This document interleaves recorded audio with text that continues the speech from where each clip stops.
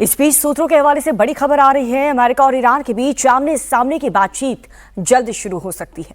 Middle east की media के मुताबिक इस बातचीत से पहले ईरान हर्जाना, सुरक्षा गारंटी और हॉर्मुज स्ट्रेट पर कंट्रोल की मांग कर रहा है। हालांकि अमेरिका साफ संकेत दे चुका है कि वो उन शर्तों को मानने के लिए तैयार नहीं है और इसीलिए समझौते के आसार भी नजर नहीं आ रहे। इसके साथ साथ ये भी साफ हो रहा है कि तेहरान की तरफ से असल में बातचीत कौन कर सकता है, क्योंकि ईरान में सरकार चला रहे बड़े धड़े को अमेरिका पर भरोसा ही नहीं है।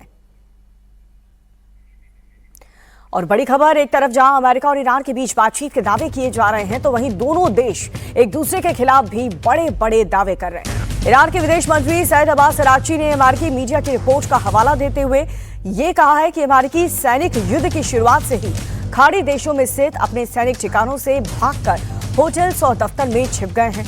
अमेरिकी सैनिक नागरिकों का इस्तेमाल ह्यूमन शील्ड के तौर पर कर रहे हैं। अरागची ने एक होटल के ईमेल का स्क्रीनशॉट शेयर करते हुए लिखा कि अमेरिका के होटल उन अधिकारियों को बुकिंग स्वीकार करने से मना कर देते हैं जिनसे ग्राहकों की जान को खतरा हो सकता है।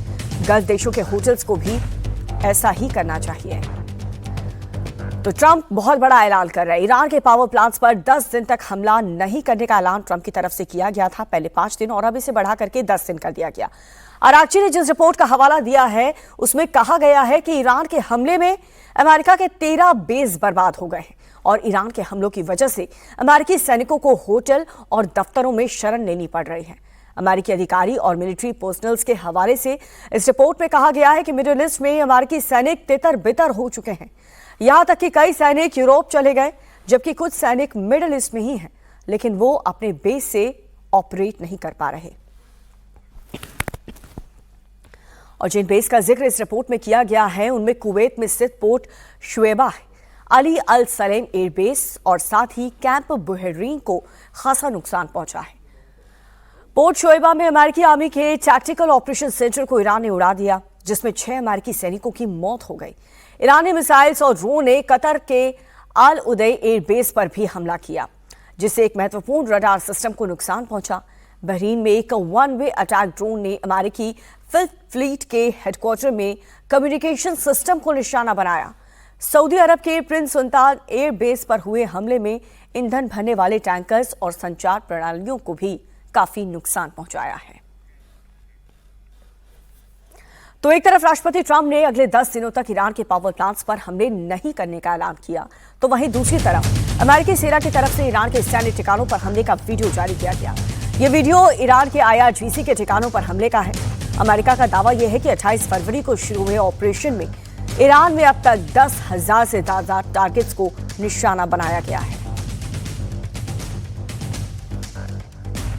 ईरान जंग के बीच तेहरान एयरपोर्ट के पास इजरायल ने एक बड़ा हमला कर दिया है। तेहरान से आए वीडियो में शहर के ऊपर से गुजरते फाइटर प्लेन देखे गए हैं और तेहरान एयरपोर्ट के पास के इलाकों को निशाना बना करके हमले किए गए हैं। तो ईरान जंग के बीच तेहरान एयरपोर्ट के पास इजरायल ने एक बहुत बड़ा हमला किया है। तेहरान से आए वीडियो में शहर के ऊपर से गुजरते हुए फाइटर प्लेन देखे जा सकते हैं और तेहरान एयरपोर्ट के पास के इलाकों को निशाना बना करके इजरायल की तरफ से ये हमले किए गए हैं, क्योंकि बीते दिन ईरान लगातार इजरायल पर हमले कर रहा था और इजरायल अब ताबड़तोड़ हमले तेहरान में एक बार फिर से करता हुआ नजर आया। एयरपोर्ट के पास वाला ये इलाका आपको दिखा रहे हैं, जहां पर इस विजुअल में आप देख पाएंगे, सुन पाएंगे कि कितना तेज धमाका हुआ। ईरान पर ताबड़तोड़ हमले इजरायल कर रहा है, जिसकी तस्दीक करती हुई ये 3 तस्वीरें आपके सामने हैं। 3 कैमरों से अलग अलग एंगल से आप देखिए किस तरह से ईरान के तेहरान में आग का गोला, हर तरफ धमाकों की गूंज और कई मिसाइल से जगमगाती आसमान की तस्वीर आप देख रहे हैं।